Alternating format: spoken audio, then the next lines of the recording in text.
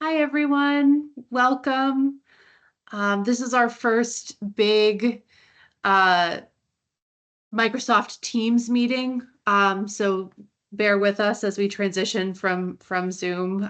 This is the first one that we've done in this format. So we're trying to figure it out, and thanks for figuring it out with us. I'm Kate Driver. I'm the Director of School Counseling here. I am going to share my screen, I think, in just a sec. And I wanted to start out. We are going to have captions, live captions during this meeting. Our live captions are going to be in Portuguese so that some of our Portuguese speaking families will be able to watch um, this webinar with captions. So if you would like to turn on the Portuguese captions, please follow the instructions here. So you're going to look at the menu on the top of the screen and click More, and then select Language and Speech from the drop-down menu, and then click Show Live Captions. It's important that no one else change the caption language during the meeting, please, so that we are able to have these captions available. We didn't realize that that was something that everybody could change during a webinar, so please don't touch those settings. We would appreciate it. All right. So welcome to Winter Junior College Info Night. It's hard to believe that it is December.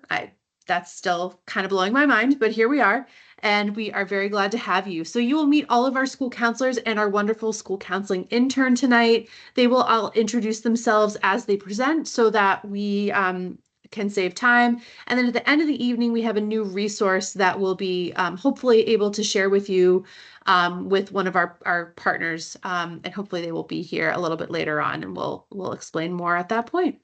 So to move on, Chris, take it away. Right. Excuse me. Good evening, everybody. I'm Chris Dugan. Um, I'm one of the counselors here, as Ms. Driver said. I have last names A through E, so if you or your student um, is in that range of letters, I'm your go-to counselor. Um, so yeah, just to kind of kick it off and start off, really, the college counseling, our mission, as far as college counseling goes, really is to just, as it says here, help each student kind of identify, um, apply, and kind of, find out those colleges that fit really what's for them.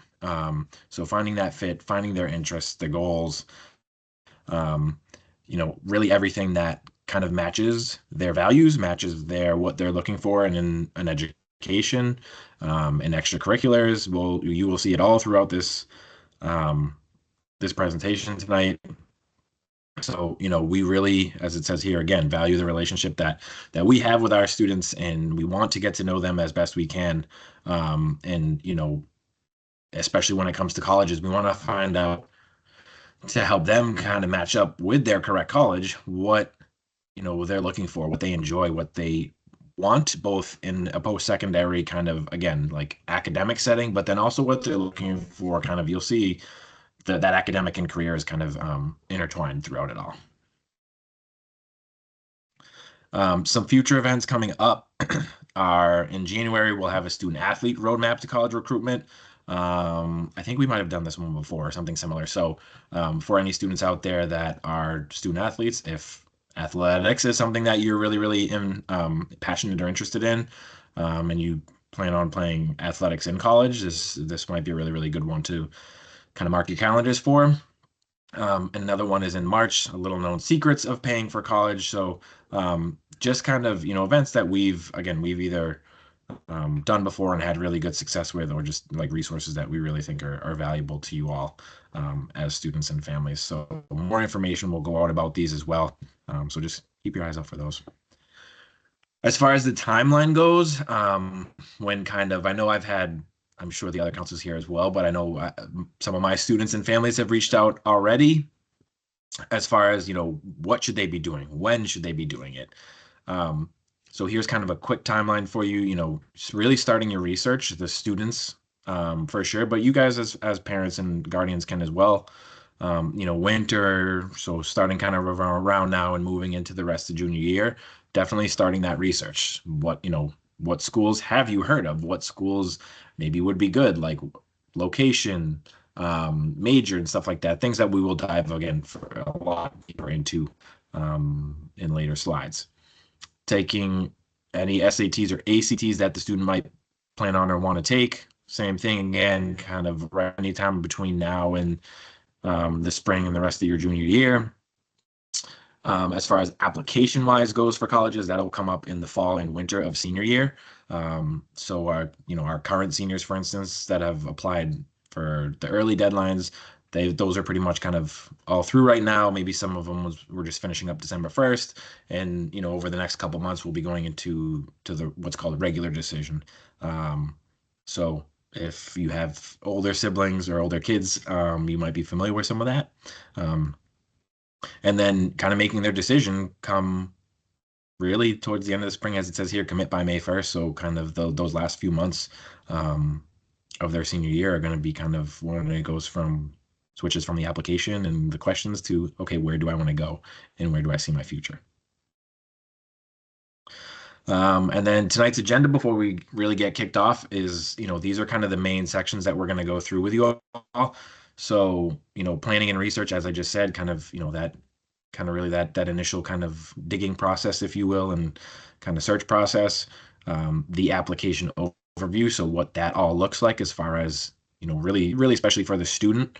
And then navigating the process. So again, like what it's going to look like first and foremost for the students, what their responsibilities are, what your responsibilities as parent and guardians are, and maybe what you can do to help.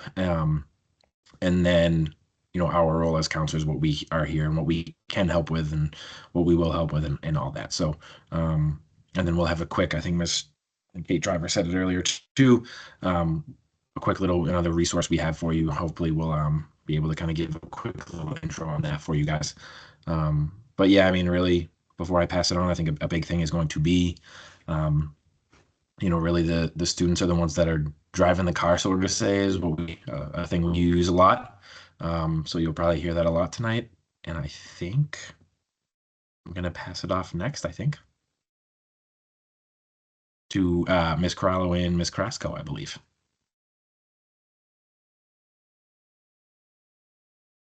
Hi, my name is Ms. Carrasco and I am the intern. So I'll be just talking about the planning and research with Ms. Corallo. So one of the important things that we want to keep in mind when choosing a college is where you fit in. And there's a lot of factors that go into making a decision. One of them is location. There's a lot of things that you must take into account in order to find a college or a university that fits into what you are looking for. And location is a big part. Like, do you want to be in a big city? Do you want to be in a rural area? How big do you feel like you will? How big of a university you want to attend? Another one is lecture versus small classes. Do you feel more comfortable being in small classes where there is more one-on-one support and more of an active role in the class, or do you want to go into those classes where there's a lecture and you have a lot and you can kind of go into the background? Another factor would be student organizations. What are your interests? What kind of clubs do you want to join? What kind of what is it that you want to get out of college outside of academics? And then the big one is affordability, and that will take into account financial aid. What are the scholarships that are offered? And then most importantly, the academic fit. How does that college cover all of your academic goals, and are you a fit to is the academic part of it a fit for you? Then moving on. some of the reasons that we would not recommend going to a college or a university for is where your significant other is, where your friends are applying. Those are just most likely you're not going to be interacting with them in many of those classes. So if that's the reason, it's just not the best reason to go into make that big decision. The name of the school, you're going to get that education wherever you go. The name of the school is not that relevant. The acceptance rate is high. Unless you really, really want to go into that college, the acceptance rate isn't that important for your decision. Move on to college visits. So seniors and juniors have 4 excused college visits, 4 excused absence for college visits during your 11th grade and your 12th grade. Students can visit campus, and they can use those websites to schedule the tours and information. Some of the things that we recommend doing is going and checking with admissions, sitting in some classes. Obviously, you need to check in if you are able to with the person who's guiding you. But you can sit in some classes, go to lunch with students. Food is very important. You don't want to be in a college or university where you don't like the food. And then it's good to revisit school after the acceptance have been received. Other ideas is to go and check in with the campus safety, do some self-guided tour. And then there's discounts at local hotels and inns and all that. So EMSA has a lot of college reps come in. I sat in on a lot of them. Students in 11th and 12th grade can sign up through Naviance, and get once they get their teacher's permission, they can come in. It's good to come in with questions and present yourself in a professional way.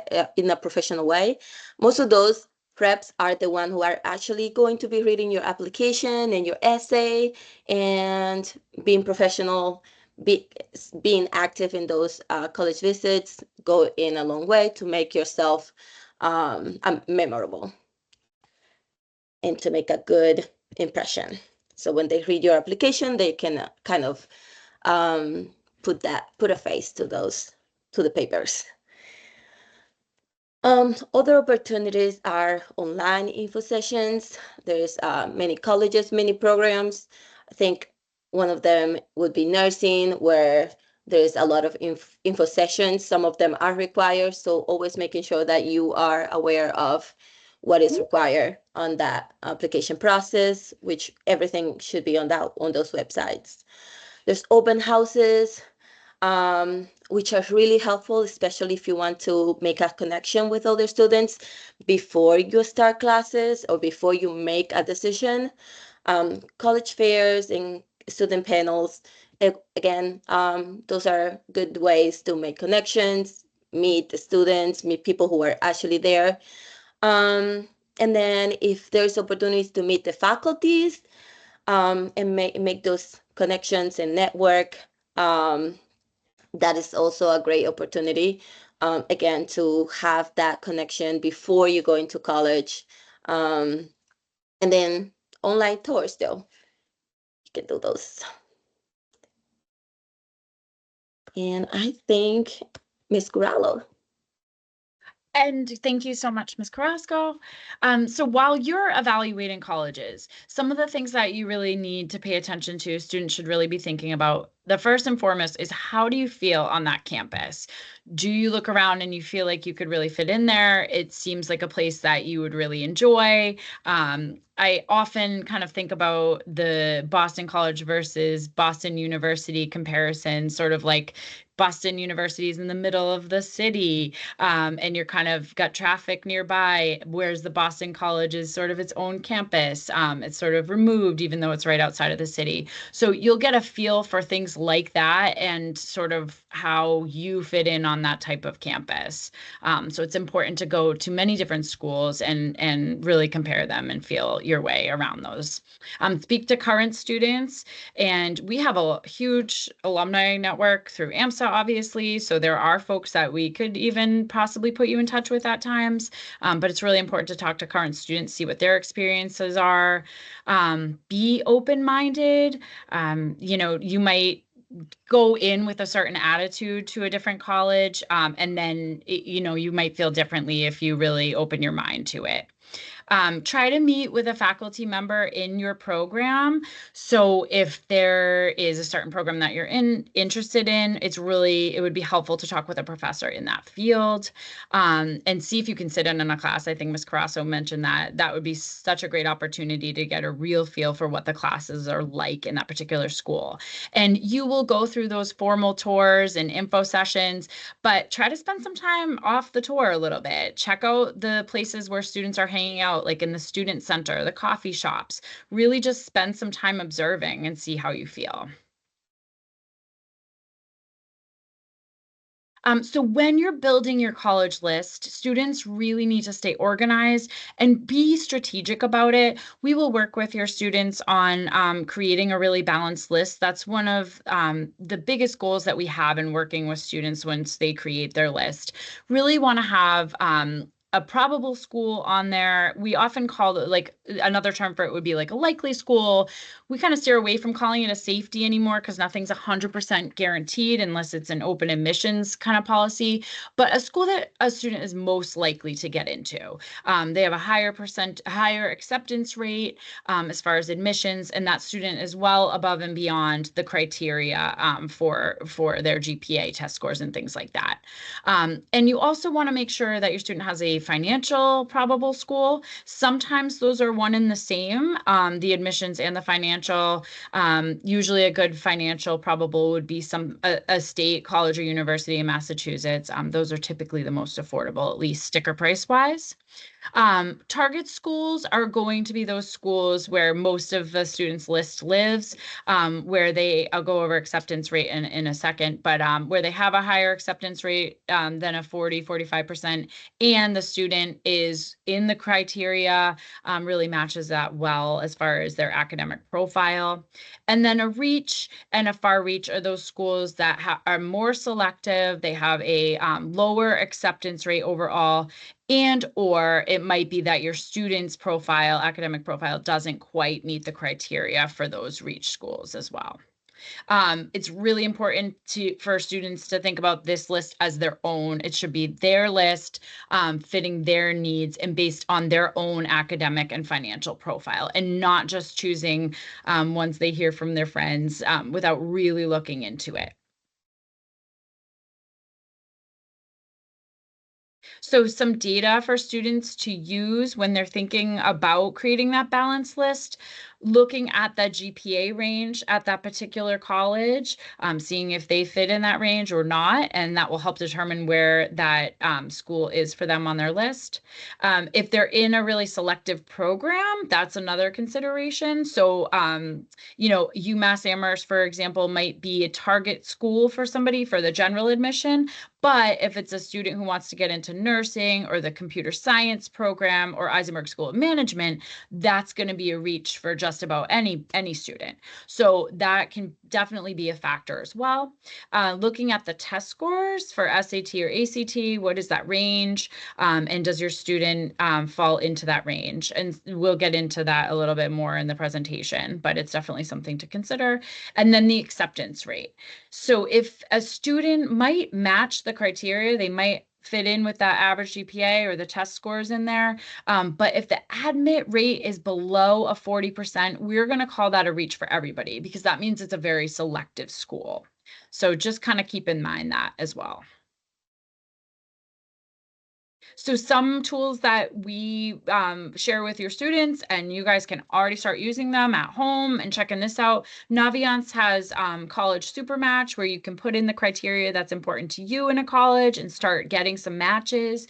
We also have scattergrams from previous AMSA students, where they got in and what their GPA and test scores were, who was accepted, who was denied, who was waitlisted. They obviously can't see the names on there, but they can see the data for each college. College Board is another great website. They have a wonderful search engine too for looking up colleges and matches. Something to also check out is the New England Board of Higher Education tuition breaks for Mass residents. So depending on what your student is going into for a major, there are colleges in New England that it might have different majors. Depending on the major, they may qualify for a tuition break at some of these other New England schools. Massachusetts has some of the best and most robust colleges. So there's not a lot of majors that we don't offer in one of our state schools, but there are some out there, and you can certainly check that out, and they could qualify for in-state tuition at an out-of-state college. And then one to definitely check out is the school's net price calculator. It gives you a really good estimate of what you would be expected to pay based on your financial situation. So as far as the cost in the college search, again, using that net price calculator is huge. It's so helpful. Need-based aid is really based on what the government and or a college thinks that you need. It doesn't necessarily mean that's what you're going to get, but it's based on a formula about what you need. Merit-based aid is just that. That's typically scholarships and things based on SAT scores, based on GPA, and based on extracurricular activities. Public and private schools are going to offer, you might see with a private school, it might have a larger, higher sticker price, but they may have more institutional aid. So sometimes folks steer away from applying to private schools when they may have more aid to give, but certainly sticker price wise, it often ends up being a higher one, especially, compared to the in-state schools, public schools. But just something to kind of think about. Those net price calculators are going to be really helpful in that regard. And it would be really helpful for you to start figuring out now what you might qualify for aid, just to really help you and your students build a strong list together and making sure you're being very strategic about it and having different options on there. Something to consider, our students can be successful at a variety of environments. And what determines student success is the student and their choices. I think someone said that earlier, something along those lines. You can be successful wherever you want to be and wherever is going to be a good fit for you. So thinking realistically about your student's level of academic achievement and your ability to pay for college during the college search process really sets them up for success in the fall, being realistic about all of those and really looking at that balance in their college list. And then a little piece of advice: don't get your heart set on one particular college. There's so many options out there. It's great if you have some that you really, really love. That's awesome. But don't get your heart set on one individual school. Keep that open mind on some other things. And definitely find a probable school that you're psyched about, that you love, that your student is really, really would be happy to go there. So those are kind of the two biggest pieces of advice we'd give in that regard. Right, and I'm going to turn it over to my colleagues. Hi, everyone. I'm Wiley Culhane. Thank you for joining us tonight. I just want to reiterate the fact that I know we're throwing a lot of information at you right now, but please bear in mind that we will be reviewing all of this information with your students during our junior seminar classes, which are coming up. So they'll get this a few times from us. So tonight I'm going to talk with you a little bit about pieces of an application. So your students are going to eventually be applying to college, and there's a few different ways in which they are able to do that.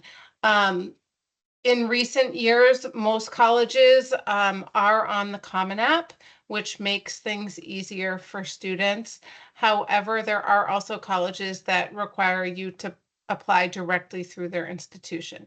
So there's a few different ways in which students will be applying to colleges, and they can find that information on the school's websites or even on Naviance. An essay is definitely a piece of the application that students tend to focus on.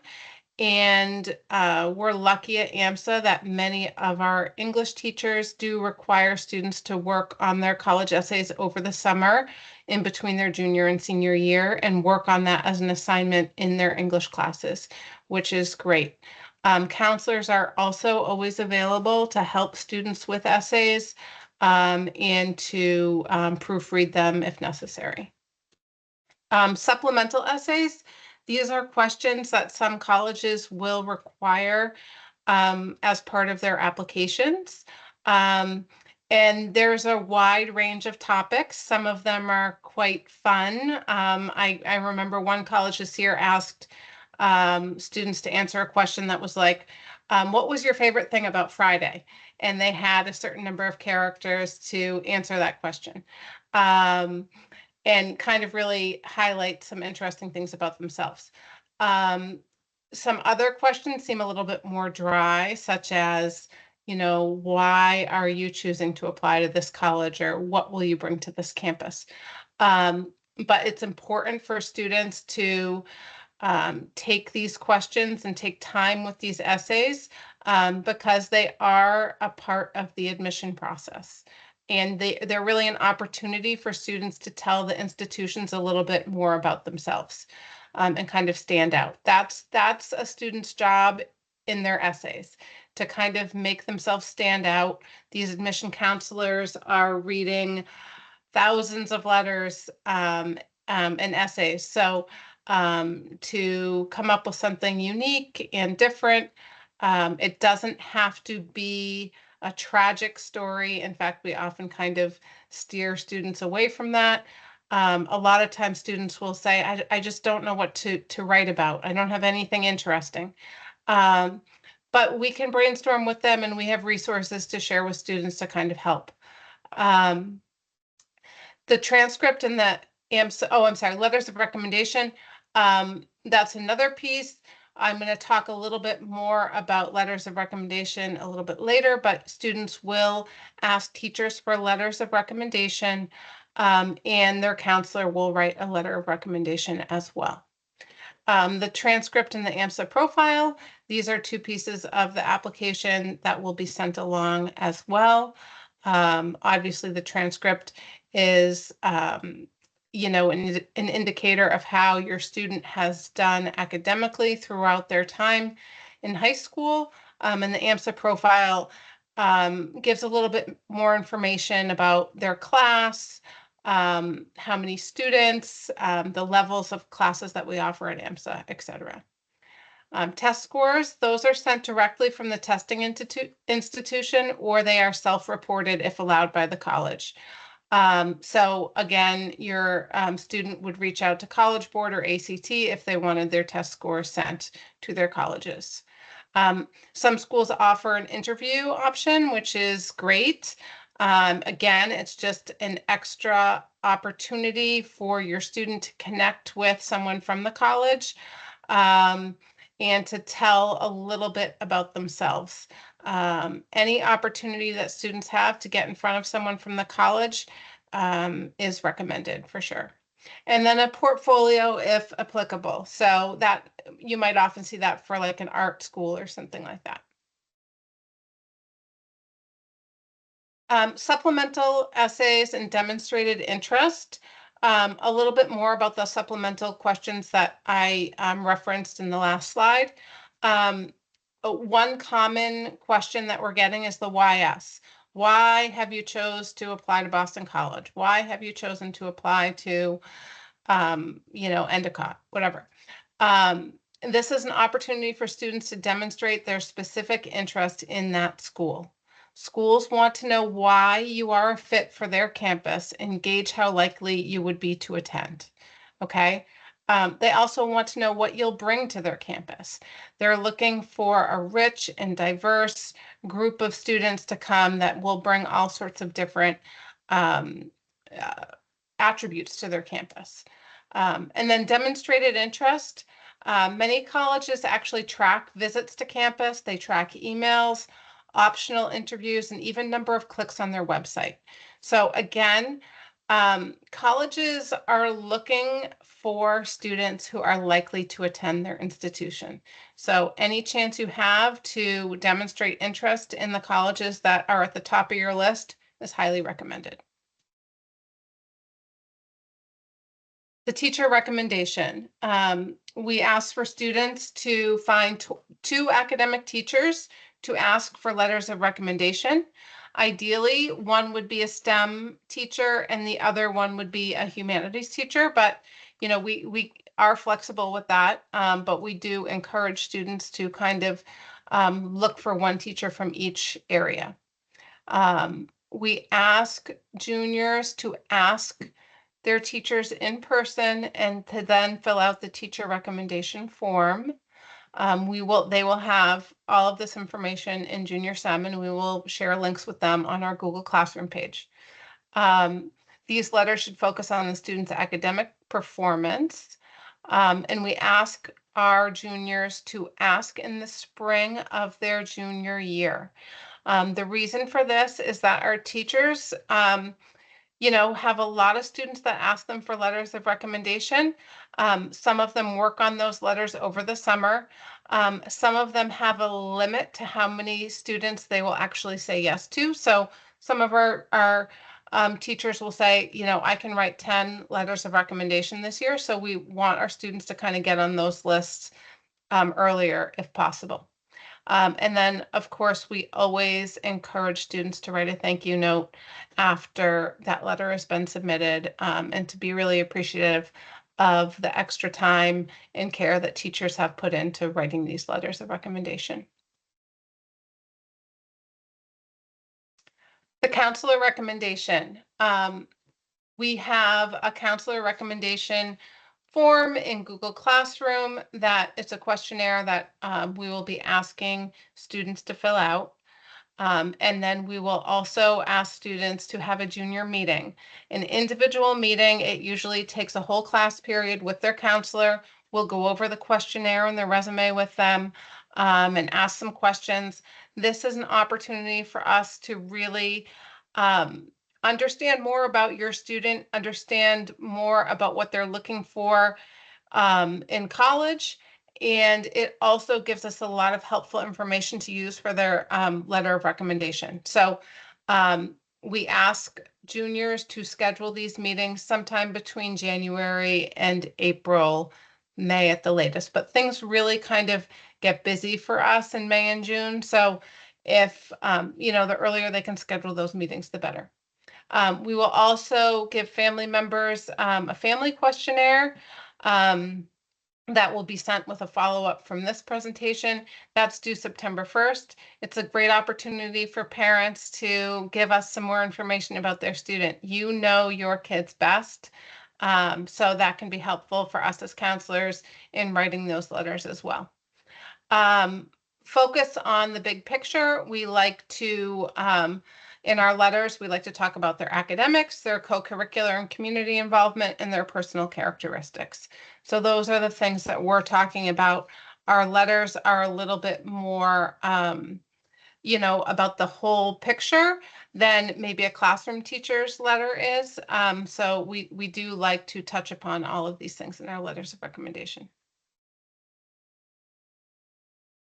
The transcript and the AMSA profile. So your transcript has final grades from grades 9 through 12 and the course titles and levels. The GPA that is reflected on a student's transcript is their weighted GPA, which is on a 5.0 scale. Keep in mind that colleges may recalculate a student's GPA based on their own specs. So for instance, they may take out PE or an art class. You know, every college does it a little bit different, but those GPAs may be recalculated by each college that your student applies to. Our AMSA profile will give colleges information about course leveling. We offer college prep, honors, AP, and accelerated courses. Those are reflected on the transcript, and there'll be a little bit more about them on our school profile. And so that school profile gives colleges context and helps them learn a little bit more about our students. And also, we do not rank. We do not rank, and that's something that's been more common in high schools. So that will be a question that a lot of colleges ask, but your student can simply just indicate that AMSA is a school that does not report class rank. Testing, SAT and ACT, students should start testing in the spring of their junior year. Many colleges and universities are still test optional, but we're noticing more returning to testing. So we really recommend that all students test. It's something good to have. Again, we're noticing more that are kind of going back to testing. So it's a good experience. It's something that's great to have, especially if your student chooses to add a college at the end, and that college requires testing scores, and if they don't have those scores, it kind of disqualifies them. So just we can't stress enough how important it is for students to take some of these standardized tests. Application types. This is something that can seem overwhelming. It seems like there's a lot of different application types out there. Early decision is one that many people have heard of, I'm sure. It's binding. So that means, if your child has a top pick somewhere that they know they want to go and they want to apply early decision, that's if they get accepted, it's binding. It's a binding contract between the student and the college. So not many students apply early decision. We do have a few each year, but it really needs to be carefully considered by the student and the family. Is this a college that you are 100% sure that you want to go to if you're accepted to? Is it a college that you can afford? So these are all things that you need to consider before making the decision to apply early decision. There's also restrictive early action. This is not binding, but it is limited. And there are some more competitive schools that are offering this as an option now. Restrictive early action, it's important to look at the policies that each school has, because some of the colleges will require that you not apply to other schools early if you're applying restrictive early action. So it's not binding, but there can be limitations to it. Early action, on the other hand, is simply a way for students to apply to college early, usually a fall deadline, and then find out early whether or not they've been accepted. And early action is a great opportunity for many of our students because it allows them to find out early. It kind of takes the pressure off, later on in their senior year. However, if students really want to work on their grades that first half of their senior year and improve their grades, it might be best to consider regular decision. Rolling admissions is when you apply basically at any point during the cycle and a decision is made usually 6 to 8 weeks later. Applying regular decision, there's usually a winter deadline for regular decision, and colleges review the entire applicant pool together at one time. Okay. And then there are some programs where students will have a priority deadline, often for like competitive programs like nursing. And these deadlines are often connected to merit money, and sometimes selective majors, as I mentioned before, will have a priority deadline that students need to adhere to.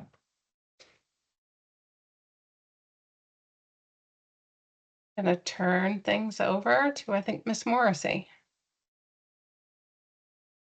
All right. Thank you, Ms. Colleen. Hi, everyone. I'm Sarah Morrissey. I am the counselor that has the end of the alphabet. So I have everyone with the last names PL through Z. So if you fall into that category, you will be with me.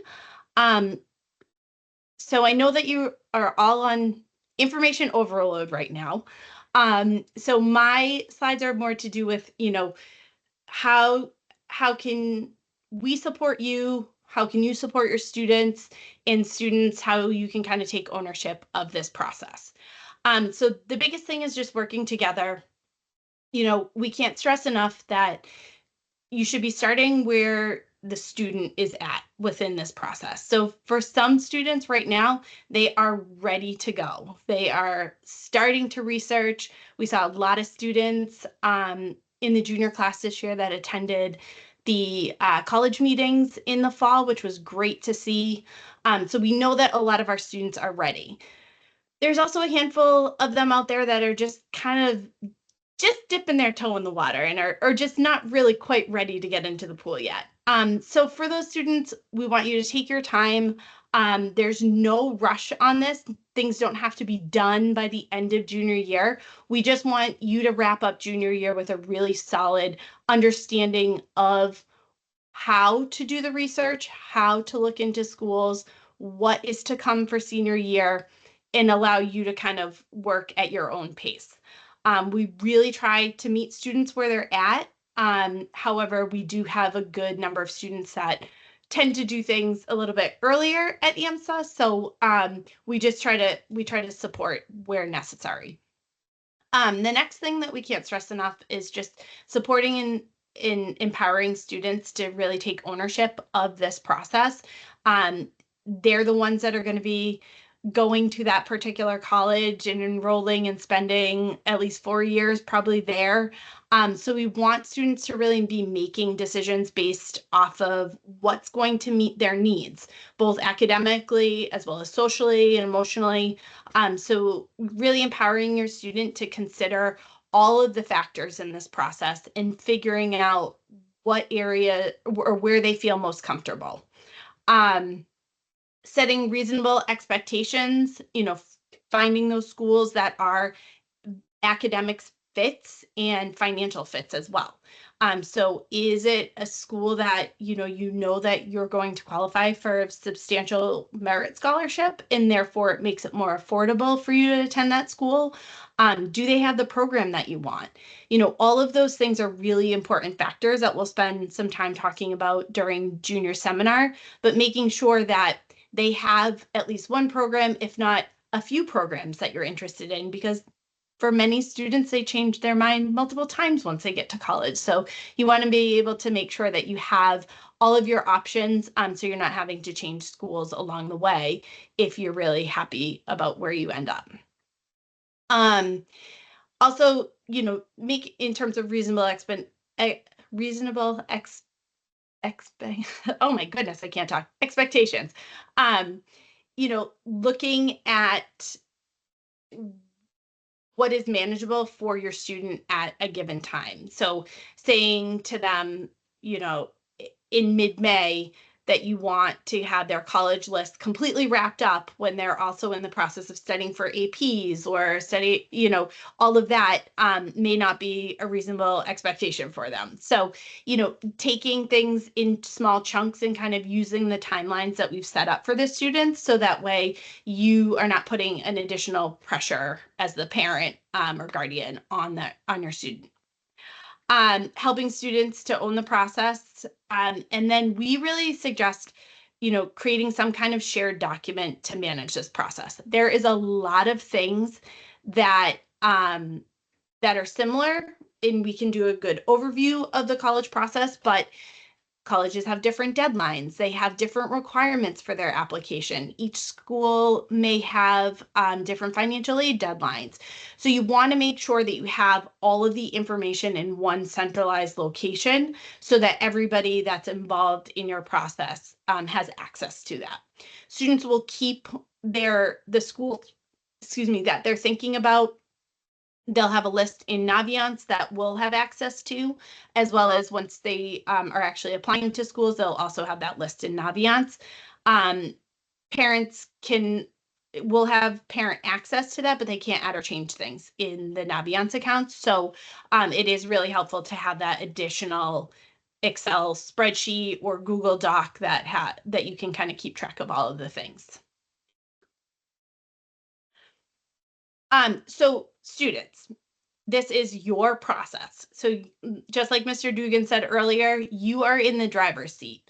We want to look to you for direction and for you to really lead the charge on all of this. So we want you doing the research, coming up with your list of schools that fit your own unique wants and needs. Creating your list of schools that you want to go and visit. And then after you visited them, then creating a list of the schools that you're going to actually apply to. It's great to have mom and dad's input, but also this is where you're going to be spending 4 years. So you really want to make sure that you love the school that you're going to be going to. Communicating with us as counselors and seeking out help throughout the process. If you have questions or concerns or just need a quick answer to something, we're here to support you. One thing that is amazing about our counselors in the upper school is that we have years and years of knowledge and expertise when it comes to the college admissions process. We have counselors that have worked on the other side of the desk and have worked in college admissions. We have counselors that have been doing this for 10 plus years. So we really, between all of us, have a really big wealth of knowledge that we can share with you and we've seen things and we see the trends that are happening. So please seek us out if you have questions. We don't know that you're not understanding something unless you come to us and ask questions. Utilizing your time in school effectively, especially during our seminar time. Again, one thing that AMSA does fantastically that not a lot of schools do unless you're attending a private school is offering our junior and senior seminar. So we meet with students on a regular basis and have lessons specifically geared towards information that you need to know about the college search process and then about the application process. So really taking advantage of the time that we're giving you in school to learn the information and then apply it to your own process. We want you to be the ones to be communicating with college reps. So if you have questions about a school or you have questions about a particular program, we want you to be the ones that are reaching out and asking those questions to college reps, not your parents. Setting up interviews when appropriate. So not all schools do interviews like Ms. Culhane said, but if you are looking to do an interview, we want you to be the one to kind of driving that process. You'll be the ones obviously writing your letters of your supplemental essays, your regular essays, and filling out your applications. And then it's the student's responsibility to send SAT or ACT scores in the fall. So whether that be self-reporting just on the application, if some schools take those, or actually going into College Board or onto the ACT site and sending those scores to your colleges and universities. So families, while your child is the one driving this whole process, you're still in the car with them. So we still need you to be very much a main support for them and kind of helping and coaching them throughout this process. We do always like to stress, being mindful of the pressures of junior year and senior year. I think, academic wise, junior year is also really important for students to have a lot of success. So just being mindful that in addition to the college process, all of the other stuff that they've dealt with in high school is still going on. So really being mindful of that and understanding, again, where your child is at. having realistic expectations for them. So, that you will be proud of them wherever they get in, and it's not about the name of the college or university, that it's where they're going to achieve the most success.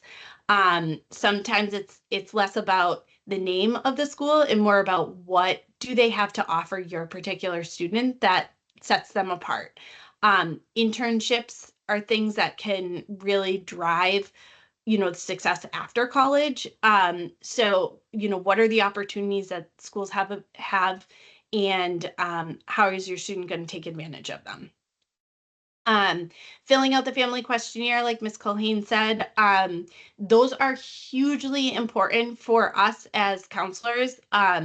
You'd be surprised at how often we have our junior meetings with students, and then we read the questionnaire that was filled out by mom or dad, and we realize that the student didn't tell us half of the things that they've done outside of school, and they just said they had 1 or 2 activities. In reality, they had this whole plethora of things that they've accomplished and done. So nobody can toot a student's horn more than their parents or family members. Helping to plan those college visits and track virtual college events. So really understanding like how to sign up for them and assisting your student in that process. Obviously, if you're traveling, you need to be actively involved in that, because you're not going to send your student to drive to New York and stay in a hotel by themselves. You want to be a part of that process. And then really managing the financial aid process, knowing what is affordable for your family, and what expectations you can set around that, and doing those cost calculators that Ms. Corallo talked about earlier, so that you have an idea of, is this school going to be affordable? Are we going to be able to make it work? And is it worth actually going to look at that school if it's not going to be something that we're going to be able to financially afford?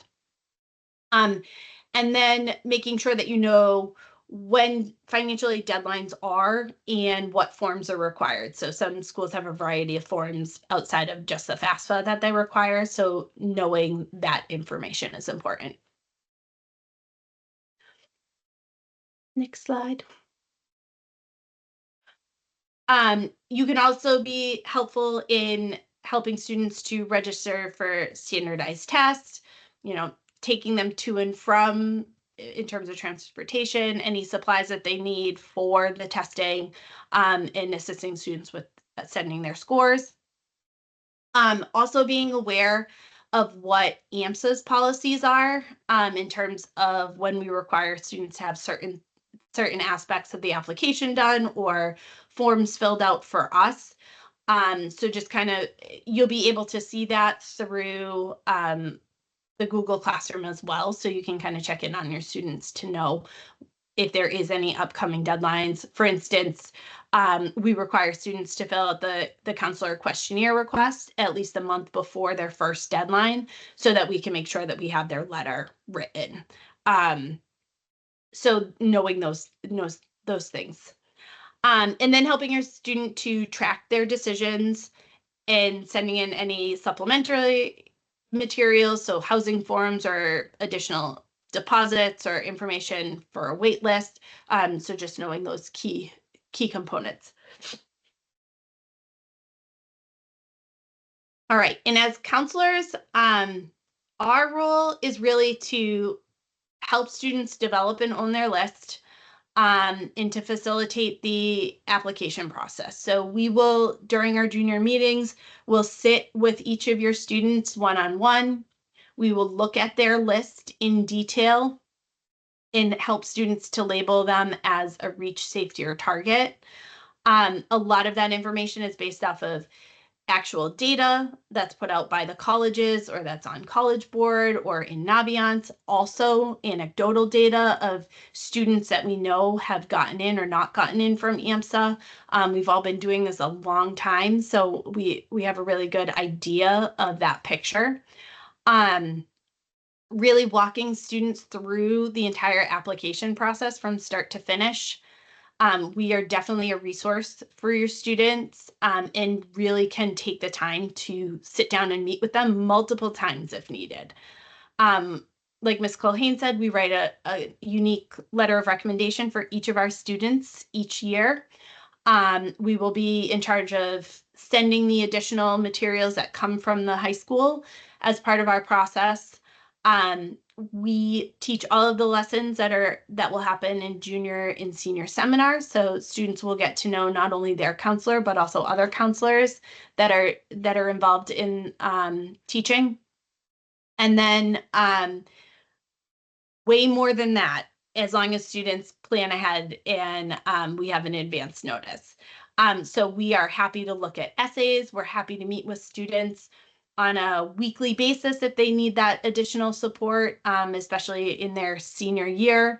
Our job is really to help students and support them through this process. We do a really good job, and you'll see examples of the junior and senior seminar in a minute, of really giving them all of the information. So that's definitely helpful for students that you won't get at a lot of other places.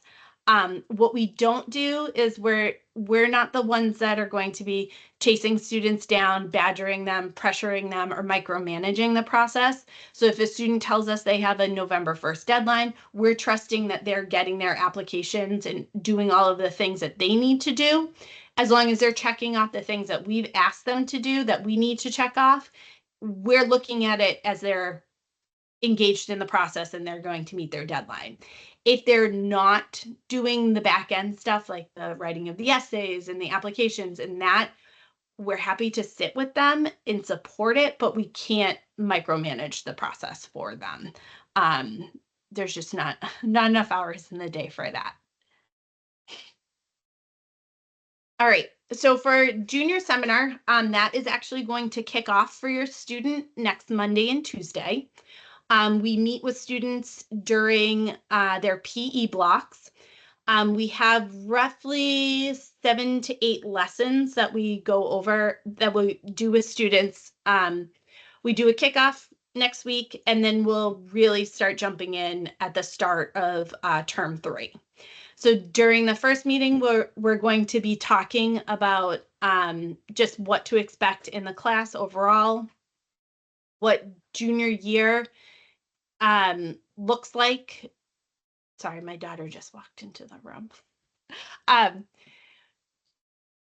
to use Naviance, how to access their junior questionnaire and resume, how to start building their list, looking at SAT scores and testing timelines, making sure they know when to register for those and how to access them, talking to them about letters of recommendation, and then that college search process. So helping them to figure out what a good fit is for them, how to utilize all of the college search tools, and then how to enter their lists into Naviance so that their counselor can then go over those lists with them.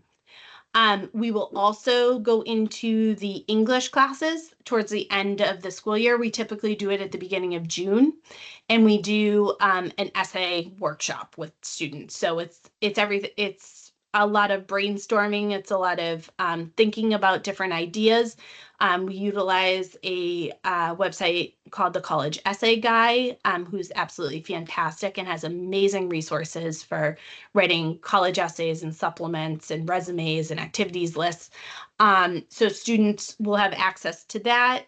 And then other relevant topics such as financial aid or things like that come up, or that students just need a little bit more information about. So we try to kind of gauge where our junior class is at and fill in where necessary. Senior seminar looks a little bit different in terms of like how often we meet with students. During the junior seminar, we'll meet with them like once a month-ish, sometimes twice. With senior seminar, we actually will meet with students twice a cycle for the first term and a half of senior year. We'll go over everything that students need to do in Naviance to make sure their list is up to date.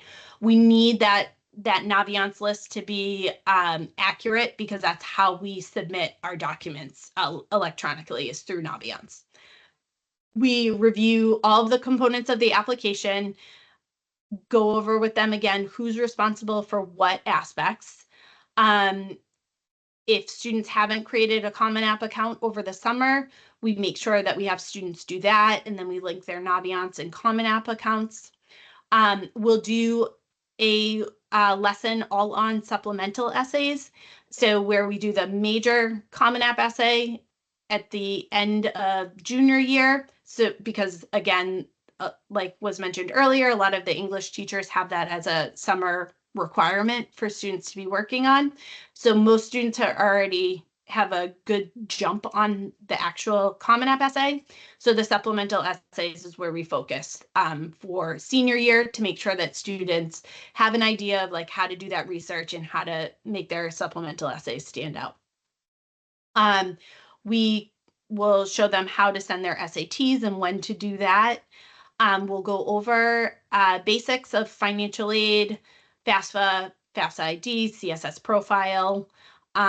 We will review scholarships, how to access them, where to find them, how to apply, what material, how we need them to notify us of what materials they need. It's also time during the day to work on applications. So we do have some periods where it's strictly we're just working on the application. They have a counselor there so they can ask questions as they're working. A lot of the lessons themselves are 25 to 30 minutes. So students still have like 10 to 15 minutes at the end of each lesson to work on college stuff. And again, ask counselors questions. You know, having direct contact with their counselor or a counselor on a regular basis. And then we are constantly reminding students about deadlines, how to pace themselves through the process. The way we've structured Senior STEM helps students to meet that November 1st deadline. But we can kind of tailor things a little bit based off of if they have an earlier deadline, like an October 15th, which a handful of students always do, or later deadlines, we can kind of help students and meet them where they're at. All right, so in terms of what's next, so next steps from us that students should be focusing on during their junior year is developing the college list, working on your grades, making sure that you're keeping those up, that you're doing well in school, participating in meaningful activities. So if you haven't gotten involved in anything yet, we strongly encourage students to do something. It doesn't have to be a school-sponsored club or activity or an athletic event. It just has to be something outside of the classroom. So that could be work, that could be family responsibilities, that could be getting involved in a church or an organization outside of school, just something outside of just our academics. Start working on building relationships with teachers that especially those that you're planning on asking for letters of recommendation, so that they can then make those letters of recommendation more robust when they write them. Building a relationship with your counselor. I think many of us have already gotten to know a lot of the students in this class, but really just continuing to let us know where you're at and how we can be of help, and how we can learn more about you. Creating a testing plan, so picking dates that you're going to take SATs or ACTs or a combination of both. Starting to work on a resume that you can then adapt and give colleges if required. And then engage with counselors when picking classes. So really thinking about the classes that you're going to be taking senior year and how that will read on from the lens of an admissions counselor. Like, so are you picking classes that are tied to a potential major? Are you just phoning it in during senior year and want to take every elective possible because the only required courses are English and math. Really making sure that that strength of curriculum is still consistent with what you've done, but also if you need to take a little bit of a step back, that you're giving yourself a little bit of a breather in, but still remaining competitive. All right, and that is the end. If anybody has any questions, they can put them in the chat, correct, Kate? Yeah, so we Okay. actually, so we can take questions now, and we have Kara here from College Guidance Network. So we have a partnership with College Guidance Network. They're a fantastic organization. I think they're actually going by CGN right now, pardon me, to also include a lot of career development resources. And so Kara is here to help do a quick onboarding and talk a little bit about the platform and how it works. It's a great resource, and we're really, really excited to get you all using this. So I'm going to stop sharing. And Kara, if you want to see if you can share while we take a couple of questions, if there are questions, you can put them in the chat. You may be able to come off mute. I'm not even sure, but feel free to toss questions in the chat. Yes. Can you hear me? Yes, I can. Okay, good. Good. So I will just, while you're taking the questions, I'm going to set up the presentation. Thank you. You're so well lit. My house is just evidently dark. Anyway, questions from anybody while Kara gets set up for our last couple minutes.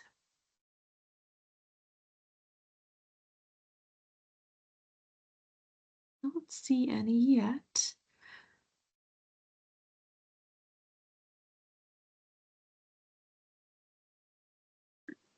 Okay. So I'll just talk a little bit about follow-up, and then once Kara's good to go, she can have the floor. But we'll be sending a follow-up email with a ton of other resources. I've been putting together this document of fun, quote unquote, college search and college research websites. So a ton of different things that you can use to go at this from a bunch of different directions. So you'll get all of that. You'll get the slides, you'll get the recording, and you will get a bunch of other websites that we recommend that you use. So I will turn it over now. Can you see my screen? Is the presentation Yes. up? Yep. Okay, great. So welcome. As you heard, we had been College Guidance Network, but we have rebranded to CGN so that we can also account for Career in College Guidance Network. I'm going to talk to you a little bit tonight about who we are, how we can help your family, how to set up an account, and then if there's any questions after that, we can certainly help with that as well. So CGN is a platform that allows you access to over 300 experts. You can see a sample of who those experts are here, but we touch on all different topics that relate to career and college planning, from affordability to family dynamics to admissions. There's over 110 topics covered. We're adding new content all the time, and that is typically done through our live events, which you will also have access to, and you can attend those as well. And what we will allow you to see is there'll be a personalized roadmap that'll be based on your child's profile, and it will help keep you on track for your career and college planning process. As you were just going through, and you could see from a junior perspective some of the items that you would want to be doing in your junior year, you'll also find those in our roadmap. Again, as I mentioned, you'll have access to over 300 different experts and content related to those topics. And really what we are trying to do is we are trying to help be the guide in the college planning and career planning process, that your student is really in the driver's seat, and then the passengers are both the counseling team and yourselves as you're going through and helping your students determine what is next in their path. You will also have access to Ava, and Ava is an AI assistant that is available 24/7. You can ask, and if you're familiar with using any of the AI tools that are out there, you would ask similar prompts, and there's examples of those that I will show you. Again, it's accessing our content. So it is using an AI assistant that helps you navigate in a more personalized way to the questions that you may have at any moment in time. And it will provide you links to additional content that you can then view and gain further insight. And as I mentioned, we're in place to really complement your other tools that are out there. And so you'll have your CCR software that you'll be using to do the majority of the application process. And we really are guiding along that way. So in order to get started, and you could do this now if you would like, we'll also share this information out as well, but you're going to go right to our website, or if you are on a phone, you could just scan the QR code, but our website is app.cgnroadmap.com. And you're going to choose your school. I'm going to show you what that page is going to look like. You're going to click activate your account, and then you're going to choose your school and fill out a quick questionnaire about your student. You will be prompted to put in your date of birth. We're not sharing any of this information out with anyone else. It's just more as a safeguard to ensure that we don't have anybody under the age of 13 going onto our site. And so I am going to show you what that website looks like. If you're following along, this is where you should have landed if you've put in app.cgnroadmap.com. And you're going to go right over here to this dark purple button and click activate your account here. And then you're going to select your school, and you'll see it right up at the top there. And then you're going to go through and create your account. From when you get here, you'll go in to activate your account as a family member. And I already have an account set up, so I am just going to log into that.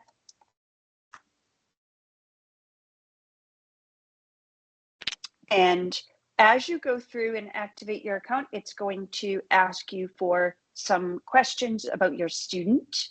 These are questions about your student. Your students can create their own accounts as well, but we're talking this evening about the family account that helps support.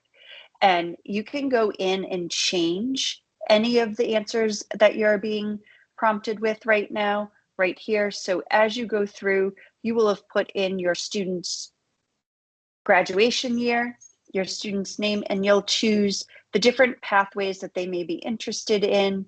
I'm going to put in here as a 4-year degree and financial aid. And as I save this, any information gets updated. But this is the same questionnaire that you're prompted to answer as well. And when you do, you're going to come to this homepage here. On the homepage, you'll see your student's name and their class year. I just updated it, so it's coming through. You'll see a roadmap summary, and this is the checklist items that you will have access to. You can scroll through if you are just joining now as, say, a junior, and you wanted to see maybe some of the actions for prior timelines. You can scroll through any of these here.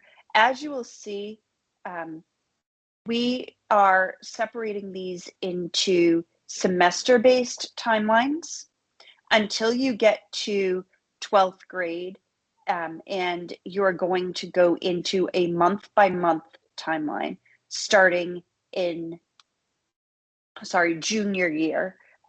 January of your junior year, you will start to have more of a month-by-month timeline.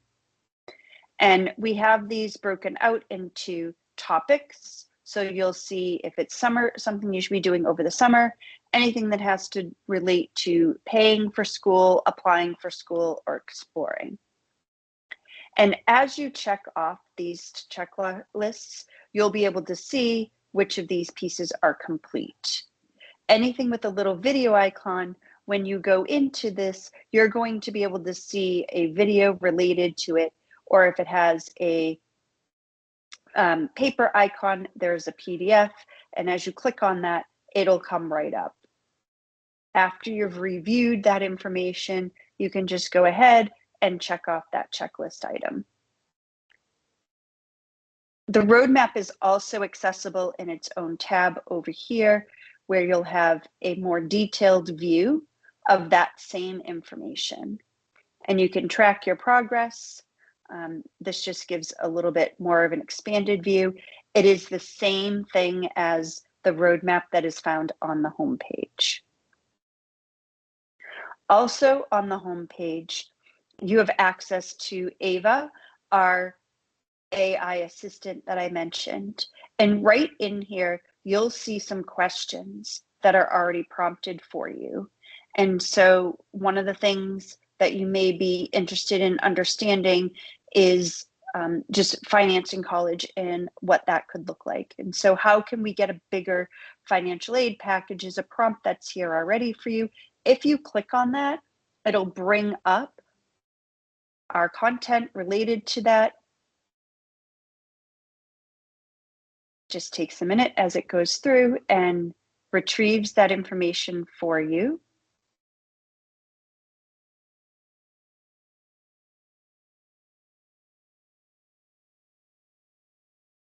It is just searching at the moment.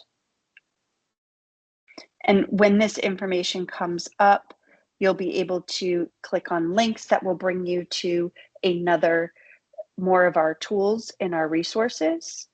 I'm gonna close this for a second and just see if I can restart it. Okay, I'll do what are the differences between the FAFSA and the CSS profile. Some schools may ask you to do both. Of course, it's a little slow at the moment. Let me see.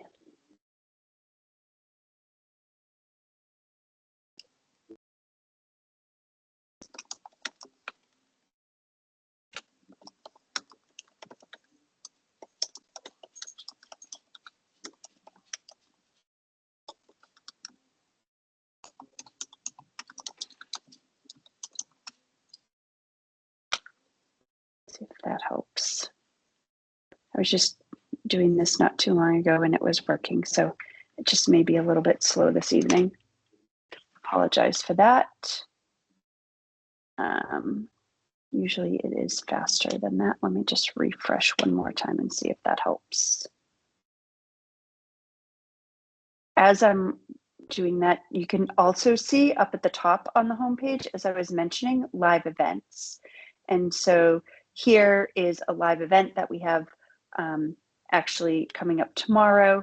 And if you were to scroll over, you can see our others. So like how to stress less during the application process. And you can just click on this button and that would help register you for that event. Let's see if we can do another prompt in Ava.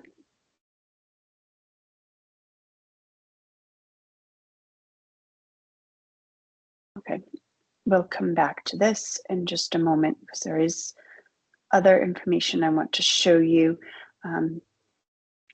You have key dates that are in here as well, and your school may enter some key dates, but this is going to have some standard dates. As you can see all the standardized testing that is coming up for the SAT that are in here. That way you're not missing any of the key dates that may be out there for your student. Also in the Resource Center, this is another area that you may want to explore. In here, there is the personalized collections at the top that you will see on the Best of Web. If you go in and click into any of these, you are going to have links out to third-party websites so that you don't have to go ahead and research. We've already done the vetting for you. And these links will bring you right out to those websites based on the different topics that are in here. Also, you can always search on a topic. So if we were to search for anything that has to do with FAFSA, it's going to bring up all of our content related to FAFSA. And as you can see, the time in here are the video times. We try to make it consumable for you so that you can get the information that you need quickly. This is a 2-minute and 40-second video on the section by section guide for FAFSA. So you can see all of our content here just by doing a quick search on a key topic. Also in here that may be of interest are intro guides. And so in these intro guides, it is going to give you a general review of these topics. So for example, building a college list, it'll bring up content already related to building that list. You would want to start at the beginning and kind of work your way through. So it'll help you understand the different types of schools that you would want to be targeting between reach, target, and likely. And then you can work through the different content that is in here as well. I am just going to go back to the home page and let's just see, actually, you can access Ava anywhere just from the side. And so let's see if these prompts, okay, that worked now. So I clicked on the prompt here earlier around what should parents focus on. And so here you can see what this content brings up. Anything that is highlighted is going to be a link out into our content. It's now searching for the differences between FAFSA and the CSS profile.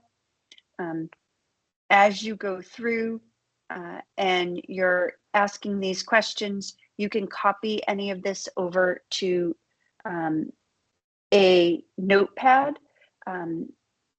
Your content, unlike if you were to go into, say, ChatGPT or any of the other AI tools, this is refreshed each time. So your prior searches would not be saved in there.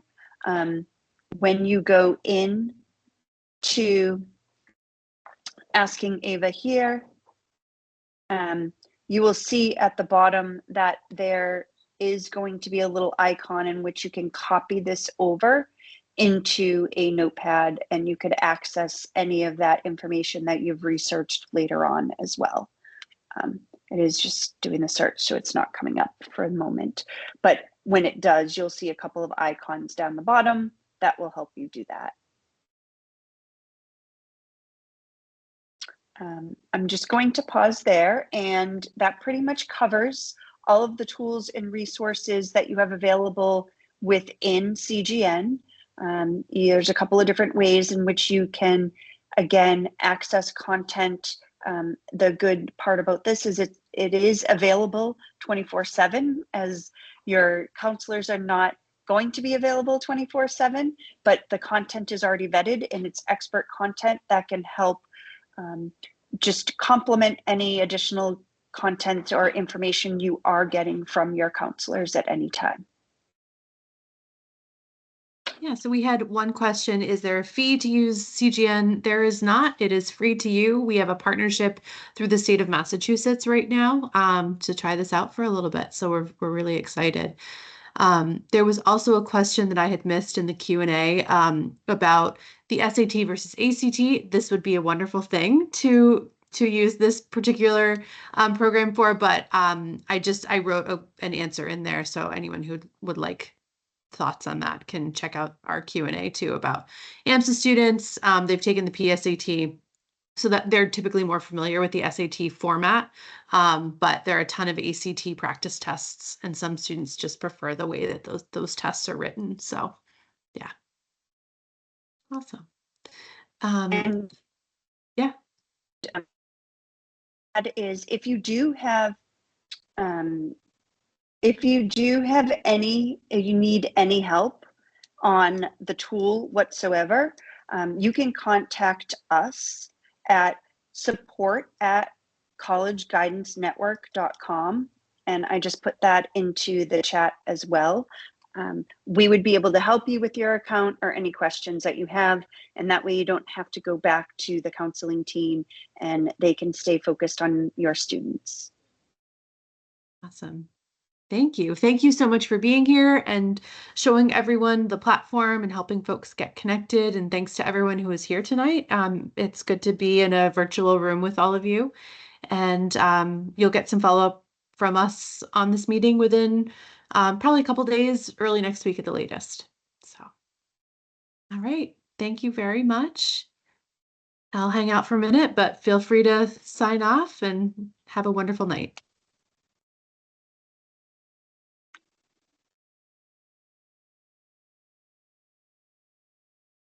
All right. Looks like we're good. I'm going to end the meeting. Thank you.